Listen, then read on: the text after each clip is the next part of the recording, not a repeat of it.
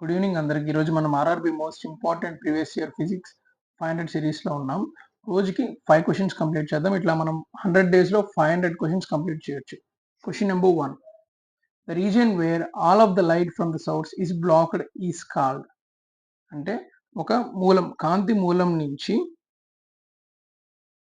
కాంతి అనేది వెదజల్లేటప్పుడు దానికి ఎదురుగా ఏదైనా వస్తువు ఉందనుకుంటే ఏమవుతుంది, ఆ కాంతి ఈ వస్తువు మీద పడినప్పుడు ఈ వస్తువు వెనకాల నీడ పడుతుంది అనమాట. దాన్ని ఏమంటాం? షాడో అంటాం. ఇది నీడ తెలుగులో. ఈ నీడ ఈ నీడలో డిఫరెంట్ డిఫరెంట్ కాంపోనెంట్స్ ఉంటాయి. అవేంటంటే అంబ్రా, పూర్ణ ఛాయ, పెనంబ్రా, ఉపఛాయ, యాంటంబ్రా, కంకణ ఛాయ. అంటే ఇవేంటో చూద్దాం ఒకసారి. అంబ్రా అంటే ఏంది, పెనంబ్రా, యాంటంబ్రా అంటే ఏందో మనకు తెలిస్తే మనం ఆన్సర్ చెప్పేయచ్చు. ఫర్ ఎగ్జాంపుల్ మనము ఇక్కడ సన్ ఉంటాడు, సన్ తీసుకుందాం ఎగ్జాంపుల్గా. Sun is a light source కాబట్టి, సన్ నుంచి కాంతి వస్తుంది కాబట్టి. మధ్యలో మూన్, ఇక్కడ ఎర్త్. సన్ నుంచి లైట్ పడినప్పుడు మూన్ మధ్యలో అడ్డం వచ్చినప్పుడు మూన్ యొక్క నీడ భూమి మీద పడుతుంది. దీనివల్ల మనకి సూర్యగ్రహణం ఏర్పడుతుంది. కొన్ని కొన్ని సిచ్యువేషన్స్లో మనకి చంద్రగ్రహణం కూడా ఏర్పడుతుంది. ఇప్పుడు ఏమవుతుందంటే ఇక్కడంతా లైట్ పడుతుంది, ఇక్కడంతా లైట్ పడుతుంది. కానీ ఈ ఏరియాలో ఇక్కడ ఎక్కడైతే ఈ లైట్ రేసు మూన్ యొక్క బార్డర్కి టచ్ అవుతున్నాయో ఈ రిమైనింగ్ ఏరియాలో అసలు ఇటువంటి లైట్ పడదనమాట. దీన్ని ఏమంటారంటే అంబ్రా అంటారు. ఏమంటారు? అంబ్రా, పూర్ణ ఛాయ. ఇప్పుడు ఇక్కడ కొంచెం మొత్తం షాడో చీకటిగా ఉంటుంది. ఇలా కాకుండా దీని చుట్టుపక్కల కొంచెం అటు ఇటు ఏంటంటే కొంచెం లైట్ ఉంటుంది అనమాట. దీన్ని ఏమంటారంటే పెనంబ్రా అంటారు. ఉపఛాయ అంటే పూర్తిగా నీడ ఉండదు, కొంచెం లైట్ ఉంటుంది, కొంచెం నీడ ఉంటుంది. దీన్ని ఉపఛాయ, పెనంబ్రా అంటారు. ఇలా కాకుండా ఈ ఏరియాలో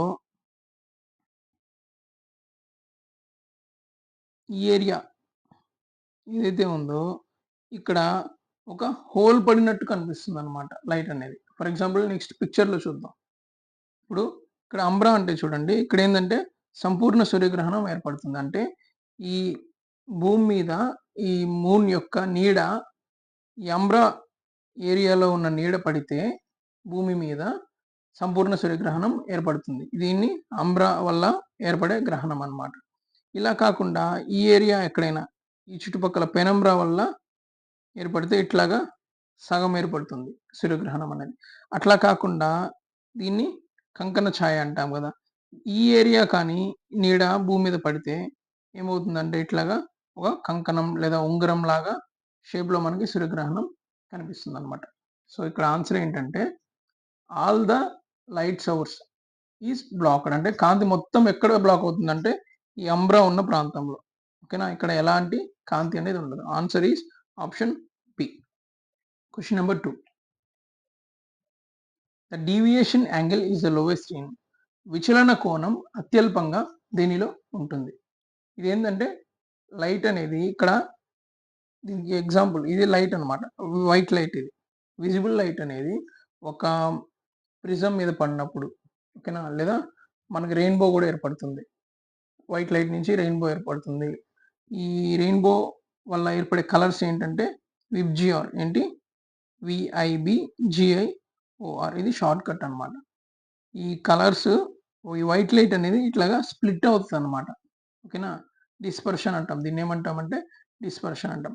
ఇట్లాగా స్ప్లిట్ అయినప్పుడు అసలు ఎందుకు స్ప్లిట్ అవుతుందంటే వైట్ లైట్ లోపల చాలా డిఫరెంట్ కలర్స్ ఉంటాయి. ఏమున్నాయి? Violet, IndiGo, blue, green, yellow, orange, red.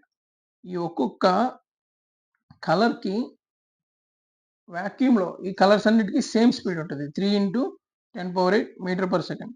కానీ వేరే మీడియంలోకి ఎంటర్ అయినప్పుడు, వేరే వస్తువులోకి ఎంటర్ అయినప్పుడు వీటన్నిటి స్పీడ్స్ డిఫరెంట్గా ఉంటాయి అన్నమాట. ఓకేనా, మనకు ఒక విషయం తెలుసు ఏంటంటే రిఫ్రాక్షన్.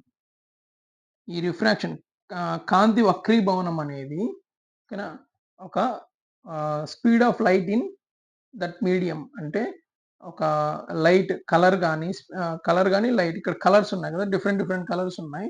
వాటి యొక్క స్పీడు ఆ మీడియంలో ఎలా ఉంటుంది, ఓకేనా, అనే దాన్ని బట్టి డిపెండ్ అయి ఉంటుంది. ఇక్కడ రెడ్ కలర్ ఉంది. దీని వేవ్ లెంత్ అనేది చాలా ఎక్కువ కంపారిటివ్‌లీ. వైలెట్ కలర్ ఉంది. దీని వేవ్ లెంత్ అనేది చాలా తక్కువ. ఇక్కడ వేవ్ లెంత్ అనేది పెరుగుతూ ఉంటుంది. ఫ్రీక్వెన్సీ అనేది తగ్గుతూ ఉంటుంది. మనము వైలెట్ నుంచి రెడ్‌కి పోయేటప్పుడు. ఇప్పుడేమవుతుందంటే వేవ్ లెంత్ ఎక్కువుంటే ఏమవుతుందంటే ఆ కలరు తక్కువ బెండ్ అవుతుంది. ఓకేనా? వేవ్ లెంత్ తక్కువుంటే ఆ కలర్ ఎక్కువ బెండ్ అవుతుంది. చూడండి ఇక్కడ వైలెట్ యాంగిల్ ఎక్కువ. గ్రీన్ యాంగిల్ తక్కువ. రెడ్ యాంగిల్ ఇంకా తక్కువ. అంటే ఏది తక్కువ బెండ్ అయింది, దేనికైతే వేవ్ లెంత్ తక్కువ ఉంటుందో అది తక్కువ బెండ్ అవుతుందన్నమాట. ఓకేనా? ఆన్సర్ ఏంటి? పర్పుల్ కాదు, బ్లూ, యెల్లో. ఆన్సర్ ఏంది? రెడ్. ఈ ప్రక్రియ ఎందుకు జరుగుద్దంటే అసలు ఎందుకు డిఫరెంట్ కలర్స్‌కి డిఫరెంట్ స్పీడ్స్ ఎందుకుంటాయంటే ఆ కలర్స్ లోపల ఈ ఫోటాన్స్ ఉంటాయి. ఈ సబ్స్టెన్స్ లోపల యాటమ్స్ ఉంటాయి. ఆ ఫోటాన్స్‌కి, యాటమ్స్‌కి జరిగే ఇంటరాక్షన్ వల్ల డిఫరెంట్ కలర్స్ అనేవి డిఫరెంట్ స్పీడ్స్‌తో ట్రావెల్ అవుతాయి. ఇంకా మనం డెప్త్‌గా అవసరం లేదు. Question number 3. The colour of scattered light depends on the size of the scattering particles. ఓకేనా? స్కాటరింగ్ జరుగుతుంది. స్కాటరింగ్ అంటే ఏంది? కాంతి అనేది చెల్లాచెదరవుతుంది. కాంతి అనేది ఒక పార్టికల్‌కి తగిలినప్పుడు ఇంకొక డైరెక్షన్‌లో రిఫ్లెక్ట్ అవుద్ది. ఇక్కడ ఇంకొక పార్టికల్ ఉంటే ఇట్లా రిఫ్లెక్ట్ అవుద్ది. ఇట్లాగా చెల్లాచెదురు అవుతుంది. ఇది దేని మీద డిపెండ్ అయ్యి ఉంటుంది? కణాల పరిణామంపై. ఆ పార్టికల్స్ ఏవైతే ఉన్నాయో వాటి యొక్క సైజ్ మీద అది డిపెండ్ అయ్యి ఉంటుంది. ఎలా జరుగుతుంది అనేది. Very fine particles scatter mainly dash light. ఇక్కడ ఏమంటాడంటే ఫైన్ పార్టికల్స్ అంటే సూక్ష్మమైన కణాలు. అంటే చిన్న పార్టికల్స్ ఉన్నాయి. ఇంకొంచెం పెద్ద పార్టికల్స్ ఉన్నాయి. ఇంకొంచెం పెద్దవి ఉన్నాయి. ఇంకొంచెం పెద్దవి ఉన్నాయి. మనకి విబ్జిఆర్ అంటే ఏంటంటే, విబ్జిఆర్‌లో హైయెస్ట్ వేవ్ లెంత్ దేనికుంటుంది? రెడ్‌కుంటుంది. తక్కువ వేవ్ లెంత్ ఎక్కువ దేనికుంటుంది? వైలెట్‌కుంటది. ఫర్ ఎగ్జాంపుల్ ఇక్కడ ఒక చిన్న పార్టికల్ ఉందనుకుందాం. ఒక పెద్ద వస్తువు దీన్ని గుండా పోవాలంటే ఏం చేస్తుంది? దీన్ని దాటుకొని వెళ్ళిపోతుంది. లైట్ కాబట్టి నెట్టుకొని వెళ్ళిపోతుంది. అలా కాకుండా ఒక పెద్ద పార్టికల్ ఉందనుకుందాం.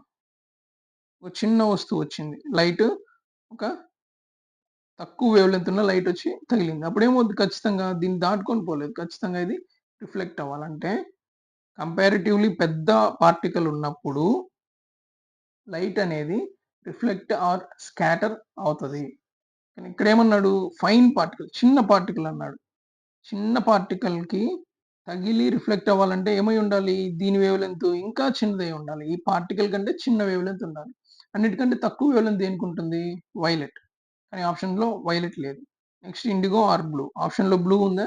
ఉంది. ఆన్సర్ ఏంటి? బ్లూ. అంటే ఈ బ్లూ లైట్ అనేది పార్టికల్‌కి తగిలి రిఫ్లెక్ట్ అవుతుంది. ఎందుకంటే ఆ పార్టికల్ కంటే అన్నిటికంటే చిన్న పార్టికల్ కంటే బ్లూ లైట్ యొక్క వేవ్ లెంత్ తక్కువ కాబట్టి అది దానికి అడ్డుపడి వెనక్కి, ముందుకి అట్లాగా తిరుగుతుంది. స్కాటర్ అవుతుంది. Question number 4. Clouds appear white during sunshine because the particles in clouds are dash then the wavelength of different colors in white light coming from the sun and all colors of white light are scattered by dash amount. అంటే సూర్యరశ్మి సమయంలో మనం పొద్దున్నే ఆకాశంలోకి చూసినప్పుడు చాలా సార్లు clear sunlight ఉన్నప్పుడు క్లౌడ్స్ అనేవి చాలా తెల్లగా కనిపిస్తాయన్నమాట. ఇది ఎందుకు జరుగుతుంది అనేది అడిగాడన్నమాట. 2 క్వెషన్స్ వచ్చాయి మనకి. ఒకే క్వెషన్‌లో 2 క్వెషన్స్ వచ్చాయి. ఎందుకంటే కాంతిలోని వివిధ రంగుల తరంగదైర్ఘ్యం అంటే కాంతిలో వివిధ రంగులుంటాయి. విబ్జిఆర్‌లో వైట్ లైట్‌లో ఈ కలర్స్ అన్నీ ఉంటాయి. వీటి యొక్క తరంగదైర్ఘ్యం డిఫరెంట్‌గా ఉంటదనమాట. అవి మేఘాలలోని కణాలు. మేఘాల్లో కణాలుంటాయి గదా! హ్మ్. మేఘాల్లోని కణాలు ఏవైతే ఉన్నాయో వాటికంటే పెద్దవుంటే ఏమవుతుంది? అవి దాటుకొనొచ్చేస్తుంది. వాటికంటే చిన్నవి కాబట్టి మేఘాల్లోని కణాల కంటే ఈ కాంతి వైట్ లైట్ అనేది చిన్నది కాబట్టి, వైట్ లైట్ యొక్క వేవ్ లెంత్ చిన్నది కాబట్టి, తరంగదైర్ఘ్యం చిన్నది కాబట్టి వీటికి తగిలి స్కాటర్ అవుతుంది. అక్కడక్కడే అంతా స్కాటర్ అవ్వడం వల్ల ఏమవుతదంటే, ఆ క్లౌడ్ అంతా వైట్‌గా కనిపిస్తుంది. కాబట్టి ఇక్కడ కణాల సైజ్ ఎంత? చిన్నది. నెక్స్ట్ అన్ని రంగులు డాష్ విధంగా చెల్లాచెదరవుతాయి. ఇలాగ స్కాటర్ అవుతున్నాయి. కానీ ఏమవుతున్నాయి? అన్నీ ఒకే విధంగా అవుతున్నాయా? భిన్నగా అవుతున్నాయా? భిన్నమైన విధంగా అయితే ఏమవుద్దంటే, మనకు మళ్ళీ ఇట్లాగా 4 ఆర్ 7 డిఫరెంట్ కలర్స్ మనకి కనిపిస్తాయి. అన్నీ ఒకే విధంగా అవుతున్నాయి కాబట్టి అంటే కంపారిటివ్‌లీ అన్ని వైట్ లైట్, విజిబుల్ లైట్ కంటే ఇక్కడున్న కణాలు పెద్దవే. కాబట్టి అన్నీ ఒకే విధంగా చెల్లాచెదరవుతాయి. దీనివల్ల మొత్తం కలిసి చెల్లాచెదరవుతున్నాయి కాబట్టి వైట్ లైట్ స్ప్లిట్ అవ్వదు. వైట్ లైట్ గానే ఉంటది. అంతా వైట్‌గా ఉంది కాబట్టి క్లౌడ్స్ కూడా మనకి వైట్‌గా కనిపిస్తాయి. ఇది దాదాపు ఒకే విధంగా. Option D smaller about the same. Question number 5. The materials through which objects can be seen clearly are called dash materials. అంటే కొన్ని వస్తువుల ద్వారా మనము వస్తువుల్ని క్లియర్‌గా చూడొచ్చు. ఫర్ ఎగ్జాంపుల్ ఈ ఇదేంటిది? ఐ గ్లాసెస్ ఉన్నాయి. ఓకేనా? వీటి ద్వారా నేను మిగిలిన వస్తువుల్ని, బయట వస్తువుల్ని క్లియర్‌గా చూడొచ్చు. దీన్నేమంటారంటే పారదర్శక వస్తువులు ఆర్ ట్రాన్స్‌పరెంట్ అంటారనమాట. అంటే క్లియర్‌గా ఉంటుంది. ట్రాన్స్‌పరెంట్ అంటే అర్థమైందంటే యువతల నుంచి చూస్తే అవతల ఏం జరుగుతుందో కనిపిస్తుంది. దీన్ని ట్రాన్స్‌పరెంట్ అంటారు. ఇట్లా కాకుండా కొంచెం మసకగా ఉంటే దాన్నేమంటారంటే అపారదర్శక ఆర్ ట్రాన్స్‌లూసెంట్ అంటారు. ఇట్లా కాకుండా పూర్తిగా అసలు ఇదంతా వైట్‌గా ఉందనుకుందాం. యువతల నుంచి చూసినప్పుడు అవతల ఏం కనపడదు. దీన్నేమంటారు? ఒపేక్ అంటారు. ఓకేనా? పూర్తి అపారదర్శక.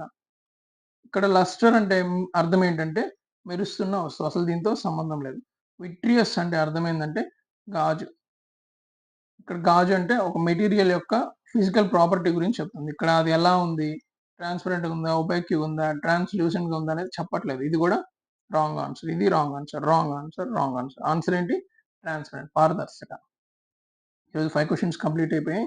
రేపు ఇట్లాగే 5 క్వెషన్స్ డైలీ 5 క్వెషన్స్ చేద్దాం. 100 డేస్‌లో 500 క్వెషన్స్ మనం కంప్లీట్ చేద్దాం. Thank you.